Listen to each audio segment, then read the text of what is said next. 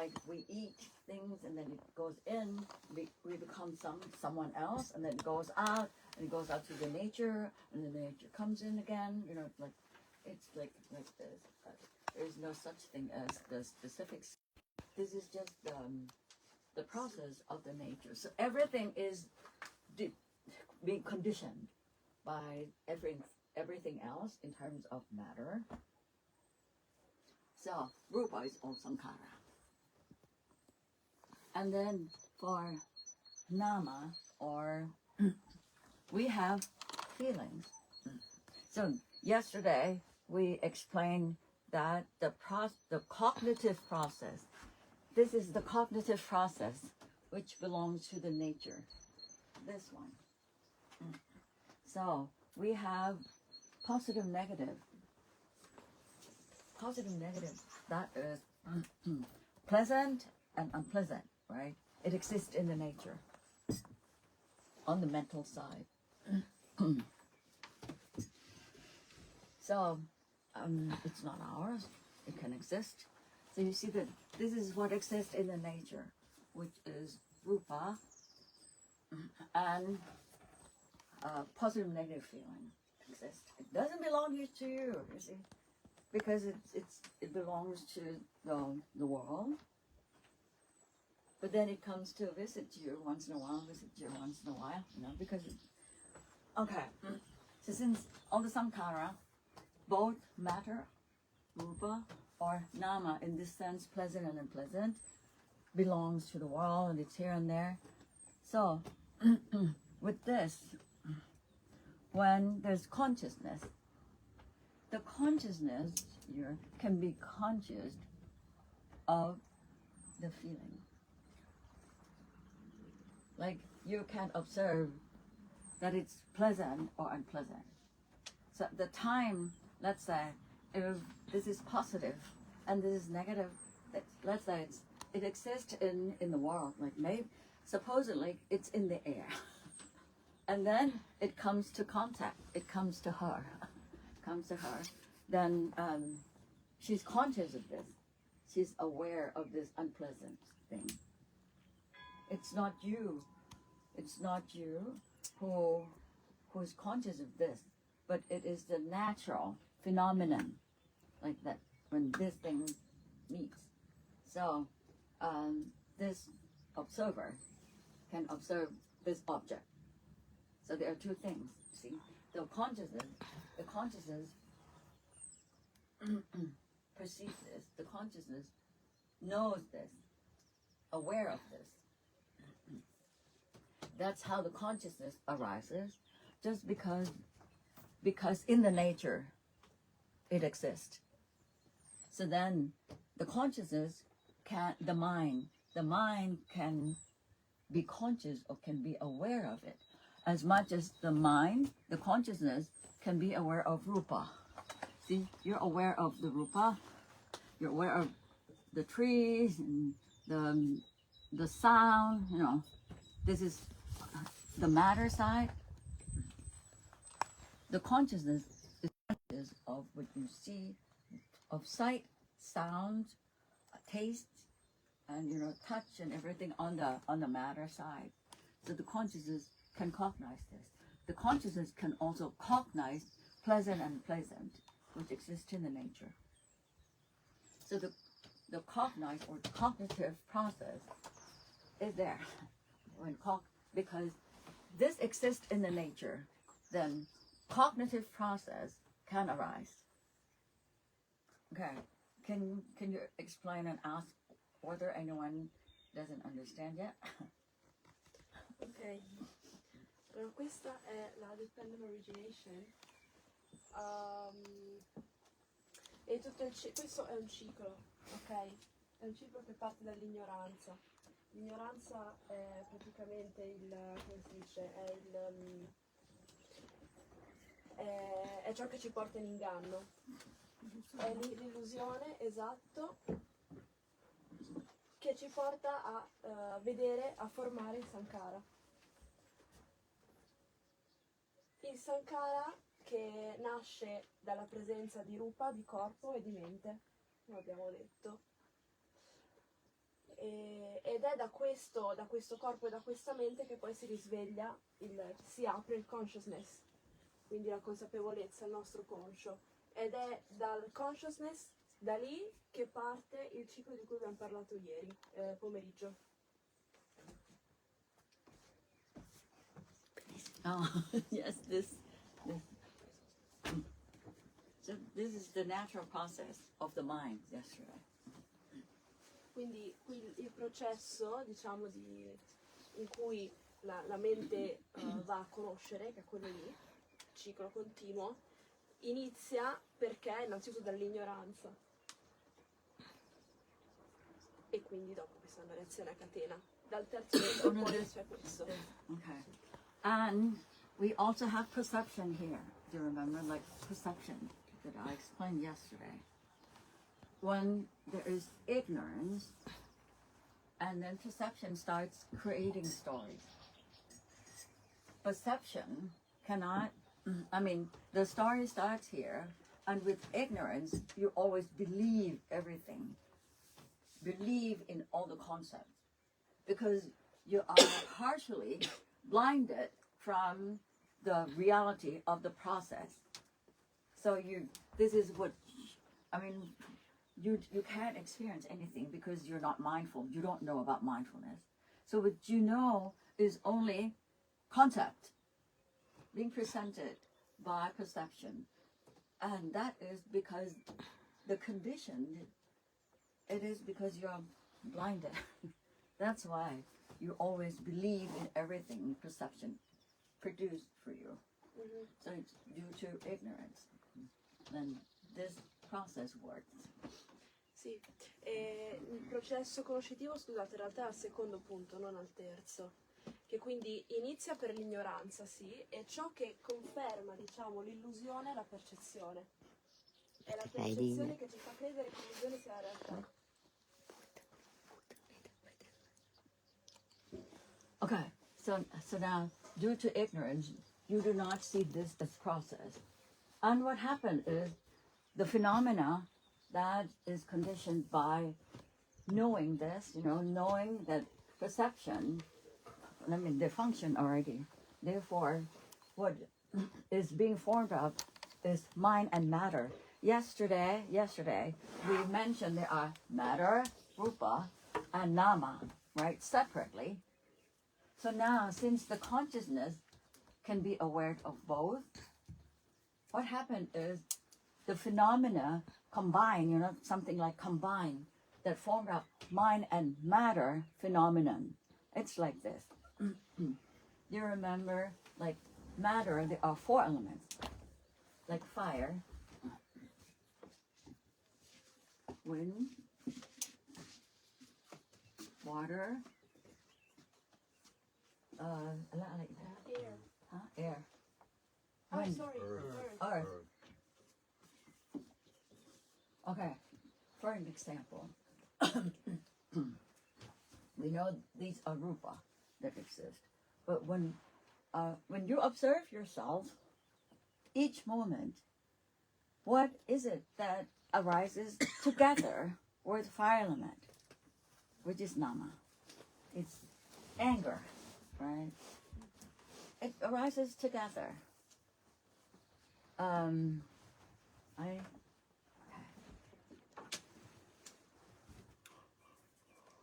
This is an example. Anger arises together with fire element. And when fire element, so it's like when anger arises, you feel heated. And not only that, it's also heavy, very heavy. So it's like temperature rises, the earth element also rises, and then your heart is throbbing so fast.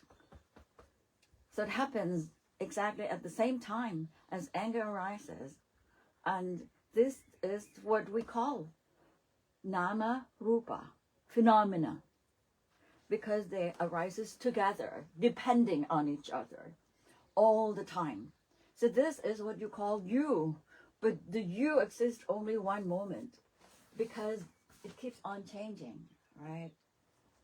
When anger arises, these four elements are kind of being newly generated. And if you have happiness, so if you have happiness, you feel compassion. There's compassion. These are just examples, right? Yes, an example of, this is from the mind. This is what arises together when you feel compassion to someone or something. It's like your heart is just so softened, right? It is like, it's so light. I mean, this is, earth element is hard, makes it hard. But you have compassion, the earth element is reduced to softness. In your body, there will be also less earth element. That is why you can feel that your body is so light. So there's lightness. And then, like, when there is, let's say when you have anger, there is also lots of wind element, like turbulence in there. But when it's peace, there is no turbulence. See, the wind element is like being subdued. As you see that each moment of the mental factors arises, the matter also arises with it. So there is no such thing as long eyes, or it's each moment my matter arises together like this. That is you for the first moment.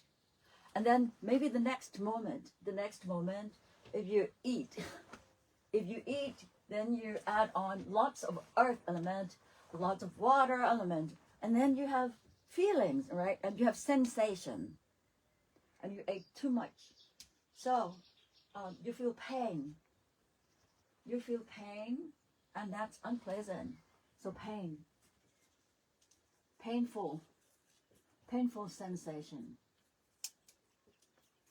So that means that when you eat so much of the matter, the painful sensation also arises with it, being conditioned by this. So it's vice versa. You're always conditioned, but they arises together, being conditioned by each other. It goes like this, moment by moment. So one moment, this is you, this pair is you. The next moment, the new pair of Rupa and Nama arises. The first one died already. You died. And then the second one is the new you. And then it died. And then the next moment, the new you, mind and matter, the new you arises and it dies. And then the next moment, the new you again arises together. And then it dies. Yes, because it is impermanent. But then, see, as this phenomena depend on each other, mind and matter comes up together, that's you. Not only matter or not only mind in the nature. It's just dependent on each other, that it's being binded together and being formed up together in the way that they have to depend on each other. And that's you so you exist only one moment. And then you die. The next moment, and you die. So we call it Nama Rupa. That's mind matter. Yesterday we said this is also Nama Rupa. That's Nama Rupa. That's Nama Rupa. That's Nama Rupa. And we look different. In fact, we're different each moment. You're the new life each moment. So this is the phenomena. This is the reality. But no, with ignorance, what happened? Oh, I'm Luang Mae. See, I'm mean, and then I'm angry. I'm angry. I'm angry when I look at your face. It looks bad. I'm angry. So see, this is like with ignorance, everything is distorted. You never see. I never see myself as mind matter dying each moment. It's being totally overshadowed by ignorance. So this is misperception of Luang Mae. But now you can understand it through analyzing, all right? But you understand it because the real phenomena of Nama Rupa arrives in you. every moment. That's why you can understand it.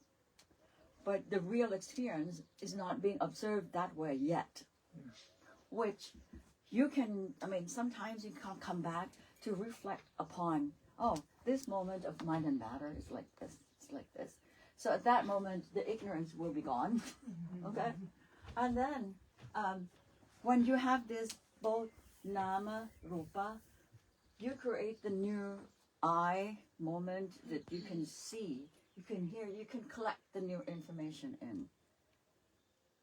Okay, this is the natural process of mind and matter coming up together. So when this happens, it means that this is matter. The eye is matter. The tree is matter. The ear is matter. The everything, Now we are going to explain into more details. Now we go back to all the matters with organs on the body are also matter. And again, it goes to this explanation the other day that there are eyes, ears, nose, tongue, and something outside, and it contacts, and then the information comes in. Because the matter exists this way, the organs and something outside. So this is something on your body, but it's, in fact, it belongs to the same category, rupa, not you, not yours. It's the rupa, but it's just the rupa that can connect to the nama. But this is the rupa which cannot connect to the nama. Okay, so this is the explanation of the whole sense sphere. There are rupas which can connect to the nama, and the rupa which do not connect to the nama. So on this side, it is the rupa which happen together with the nama. Yes. Do you want to explain? L'ultima cosa. Sì, quello che è connesso e quello che non è connesso. L'esterno, l'albero, il cuscino tutto quello che ha bisogno dei nostri sensi per essere connesso con l'interno, per essere connesso con la mente. con la mente. Sì, cioè ci sono due tipi diversi di rupa, no? Di corpo, di materia. C'è la materia esterna e la materia che permette di connettere l'esterno con l'interno, che sono i tuoi organi di senso. Cioè tu hai l'occhio, che è un organo di senso, no? Però come dicevamo ieri, gli organi di senso sono la porta tra l'esterno e la mente. Pensala un po' come proprio una vera e propria porta, no? Che la porta, quando la apri, c'ha un lato e l'altro, solo che da questa parte è materia, dall'altro è mente. Però è sempre la stessa porta, no? Solo che la vedi da due punti di vista diversi. Quindi da una parte... Sì, da una parte c'è... Ma nel senso che producono diverse visioni, una interna legata alla mente e l'altra esterna legata alla materia. Mi sto confondendo. Allora, semplifica. C'è lo rupa esterno, l'albero, no? È lo rupa del tuo corpo, dei tuoi occhi, le tue orecchie, no? La cosa esterna, lo rupa esterno, l'albero, ha bisogno del tuo rupa, delle tue occhi, del tuo corpo per poter fare avere coscienza. Contatto.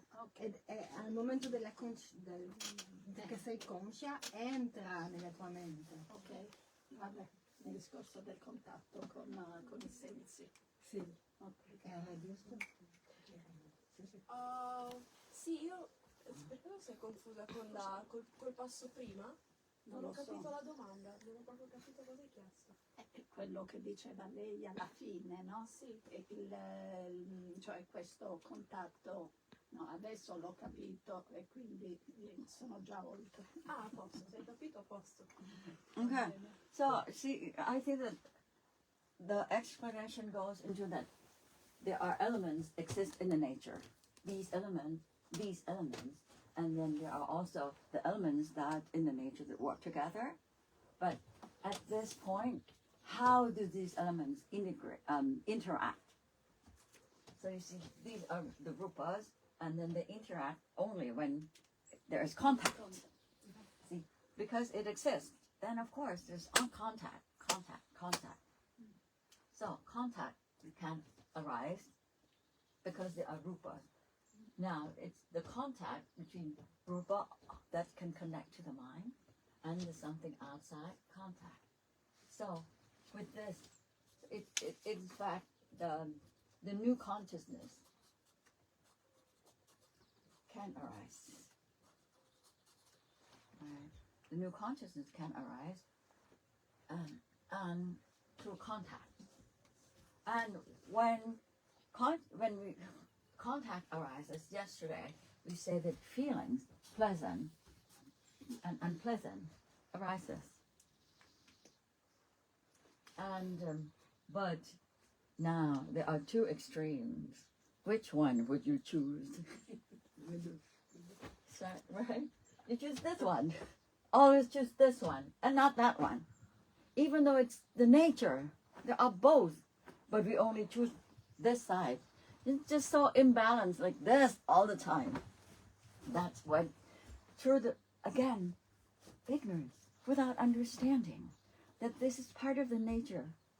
And now you see that with ignorance, do you see that they are the same? Do they share any common characteristic? Or do they only share totally different extreme of characteristics? With ignorance, you can never see the common characteristic of something looks so opposite. Because there is ignorance overshadowing it. So there is two extremes. And of course, we choose only this one. So when we choose only this one, like craving, I'm only moved this way. Not only moving this way, craving is like I move and then I cling to it. I move this way and I cling to it so that it stays forever. No, don't go away. Don't go from me. This is clinging. We try to hold on to this so that it stays, even though we know, we didn't know with ignorance, we didn't know that it's subject to be impermanent. So I, cling so hard. And this is so suffering. You see that? No, don't go. And then she will have to go naturally. So this is clinging to something. So not only clinging arises when we are overshadowed by ignorance, becoming arises. What is becoming? Let's say if I want her to be here all the time, I know that she has to come and go, but I want her to only stay. What I do is I plan. Okay, tomorrow I know that she probably disappeared, but I don't want her to disappear, so I plan. When I set the plan, in 5 minutes, that's the future already. In 5 minutes, I'm going to go tell her something so that she stays. See, there is a plan that I set.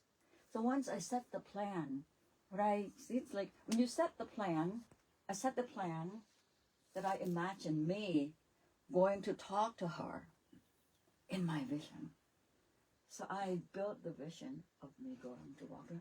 It doesn't happen yet, but I intended intensively that it has to happen in 5 minutes. And then I did it according to my will that's projected. So this is becoming. And then I made it happen. I made 5 minutes in the future happen in accordance to what I built this. So I walk to her and then tell her, hey, please stay. No. See, so the future arises in accordance to my will. So I create the future. I create tomorrow. I create next month. This is the mind which create becoming. becoming. So this is what you think you can control, right? You want to become this and you want this to happen. That's becoming. First you set the goal there and you walk to the goal. Like tomorrow, you have to go to the market. So you have the plan. So you set the place, which is the market. So today you're still here. This is a place. And then tomorrow you're at the market. So that means that once you set the becoming, you're born at the market. Now you're here. You're here. But tomorrow, birth happened at the market. You move yourself to the market. A new me. A new Yes, you see the new moment already. The new moment of Nama Rupa arises at the market and not here anymore. So that is the next life, next life starts every moment at the place where we determine our goal, where we want to be, what we want to be, how we want to be. That's becoming. So we set the place where we take our body in order to fulfill the will that we have set up. But then when you go to the market the next day, it's so disappointing that you cannot find the food that you want. See, disappointment arises. At the market today, everything seems to be disappointing. So you see that nothing is under your control. So during that time at the market, suffering arises again and again and again. And then you see, so this is like suffering arises momentarily because it's uncontrollable, unexpected.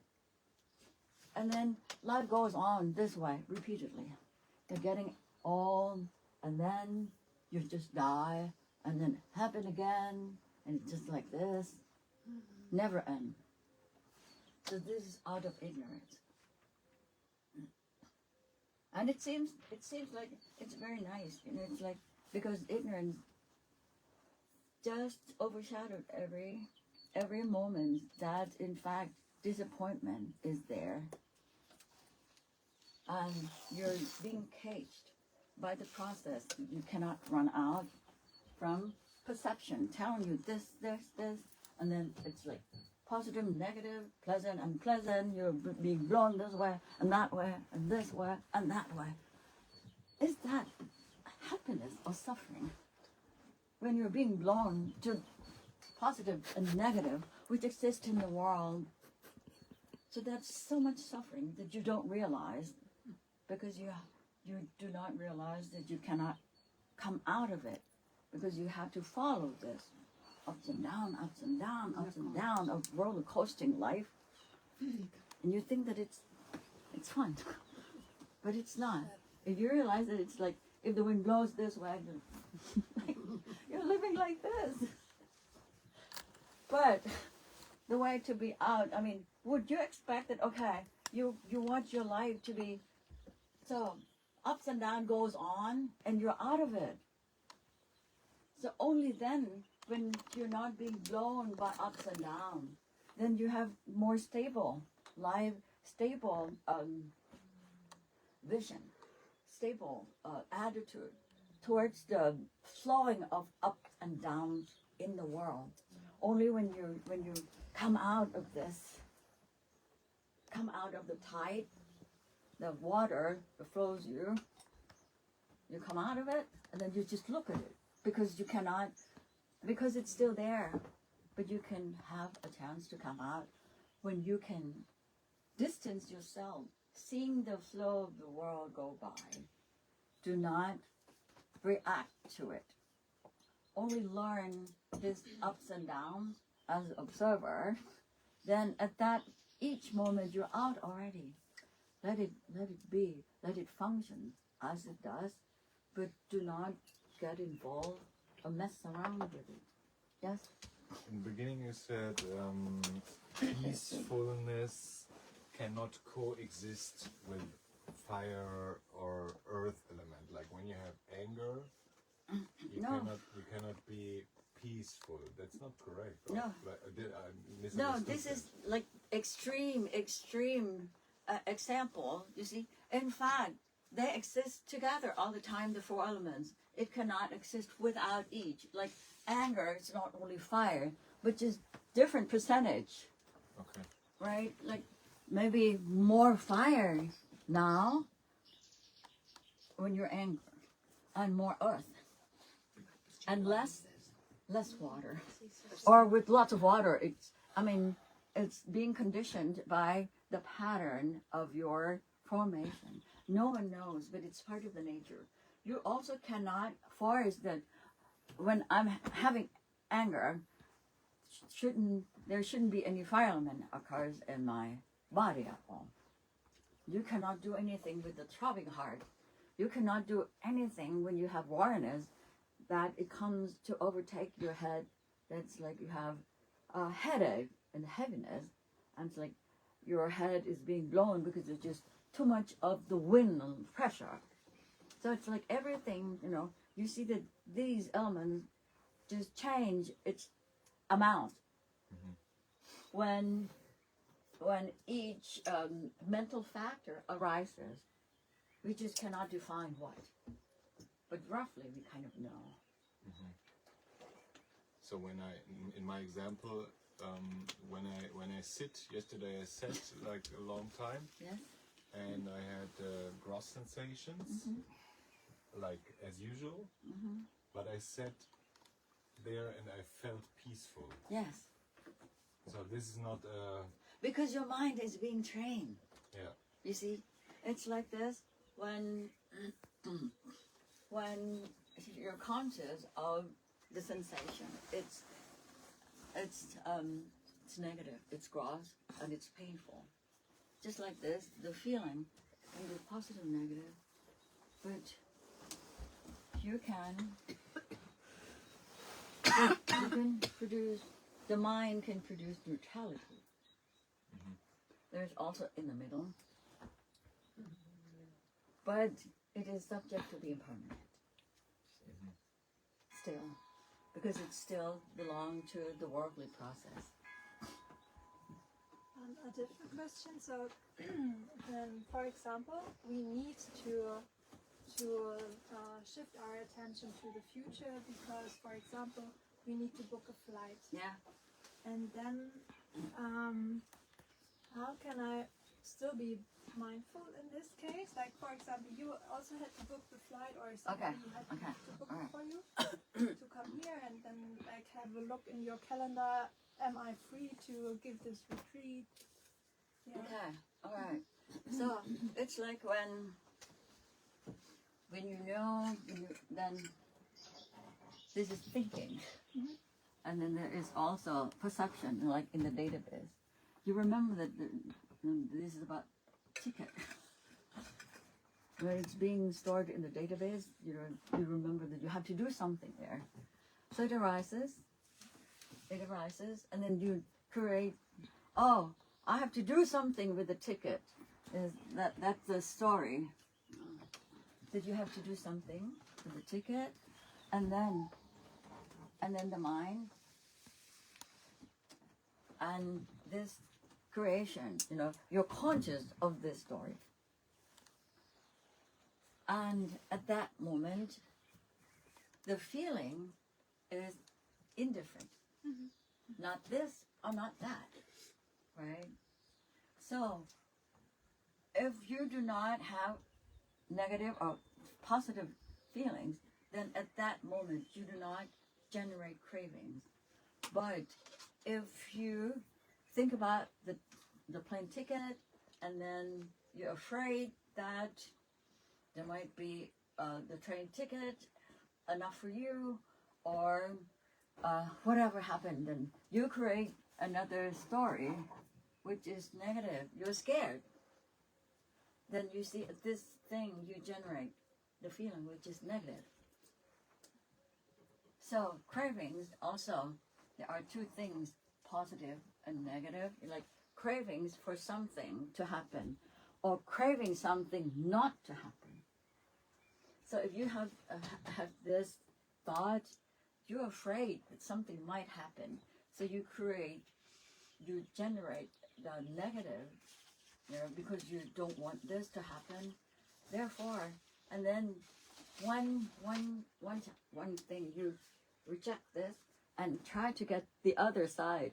So it move you this way, anyhow. So it's you can see that if you create this story and it's with your equanimous mind and it doesn't generate negative or positive, then you just do it in accordance to the reason, the reason why. That this is cause and consequence. There is this cause. So of course, with this cause, I have to do this as the consequence, without adding the positive or negative onto it. So you see the thing is that you know that the intention is not being added with negative or positive, so that when you go in the middle. And of course, with this, it doesn't mean that becoming or clinging means that it is always negative. When you cling for something positive, you go on the positive way, you become something better and better and better and better. So there are two ways you can cling to something positive. Come on, clings to something positive. Everything has to be perfect and good. So she's tired, but she goes on the positive realm. Yeah, but I'm creating burden and suffering. Exactly. Yeah, even if it's positive, I'm going in the So we have to be mindful whether you really want to go further. I mean, further on the positive side, you go further. But you see, this is how to live the life, observing your intention, that it shouldn't be tainted with at least negative or unwholesome thing. Then it will move your life being led to something good, and you know that it lead to this wholesome path. Things will. If it leads you to wholesome path, does it mean that you will not experience negativities? No, because you only go left. This is a good path for you. But then what you will encounter is also positive and negative, because you have to walk through the world. But however, if you choose to walk like this, you just have to have experience with both positive and negative. But the positive things that come into your life is also the result of the positive things, maybe 5 minutes ago, maybe 100 years in your past life. So let's say, if you decide to walk this path, and you encounter more of positive things, it means that you have collected. And this is the consequence of your cultivation of positive things in your past. But of course, in your normal life, haven't you ever been angry at all? No, you've been angry. You might hurt your parents a lot, but you didn't realize it, So you have to also admit that there will be negative results to you, because there is no one at all being so pure and being only wholesome, 100%. So that's why you walk any path, it will be positive and negative. Whether you accept it or not, and accept it and go on, being sure that you're on the positive path. But if you want to go on with a positive path, collecting more positive, then again, you still have to experience positive and negative. But you want to go on this positive path with the wisdom of letting go. You walk this path, and then it moves you slower and slower and slower, and suddenly it stopped. No more movement. Okay. So this is how it's being driven, and only when you walk further and further, and you know when you will stop. It is only when you realize that each step, each moment, only this is like the natural. You can experience and understand it profoundly by yourself, experience it by yourself about this phenomena. So there is no such thing as you. You're not dominated by the perception. And when you're dominated by perception, you'll also have to acknowledge it. But most of the people cannot acknowledge that. But if you go on, your mind will be so fast that you can be mindful of even the slightest and the most subtle mental factor arises and dominates you. Even before they arise, sometimes you can. Yes, even before the thinking arises. Yeah, this is going to happen. This is going to happen. Yes, I remember. You said like with the danger of perception that I face. It's such a line thing in my life that makes me move. This is a small example. In my room, I put my clock here on this side, and then one day I move it to this side. I move the clock. But then, always the perception is there. And every time I open the door, I look there. I look there. I mean, this perception makes me remember that it's there, but it's no longer there. It's here. But then my face always moves here. Again. It's there. Until the mind remembers that it's there already. It takes a while. But then you see, this is the power of perception that lies to you and makes me move here. Which is, I always face. Sometimes there are lots of mistakes being overshadowed with this perception. And I don't remember who said that, like, the clock was very important in your life. It was very important in my life. But I remember there was one time that I wanted not to depend on the clock, because whenever at night I wake up, I have to see what time it is. Every time I wake up, what time is it? What time is it? Then one day I decided, okay, I'm not going to use the clock and see what happened. It's like, so it's going fine every time I wake up. However, the clock, the memory about the clock, like, hey, but okay, no, I'm not going to do anything with that. So, and then it's impermanent in a way, it's gone. And I could go to sleep again without having to depend on it. It went on for maybe a few days when I was curious. So, okay, that's fine. I'm not depending on it, but I was curious. What's going to happen tonight if I wake up again and see what happened? Say I woke up that night. Okay. See, I actually put the clock next to me every day. I didn't put it away, but I just didn't touch it. But tonight when I wake up, I'm going to touch it. So I woke up, and since I determined that tonight I'm going to touch that. After I look at the clock, then series of becoming coming to me. Oh, at 5 I have to do this. At 6 I have to do this. It goes on. So you see that it's there. The becoming, coming. And I have to go and follow this. So that's hilarious. Only one look brings me so many becoming. So it's like, oh no, that's the moment that I understood about becoming. And it comes with this perception, with a clock. So it's like in your life, we just don't realize that this process goes on to in the nature, but we don't have to depend on it. We can come out of it as long as you're mindful what's happening. You don't want to get trapped here. You don't want to get trapped here, right?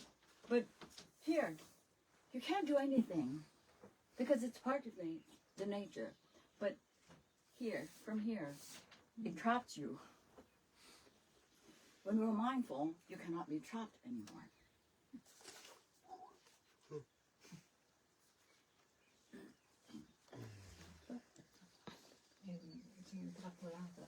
So you break the chain between feeling and cravings, right? You break the chain here. I mean, you can, when you observe it, you can see that there are two different things, and each one is subject to being permanent. So what's the point of paying attention to it that much?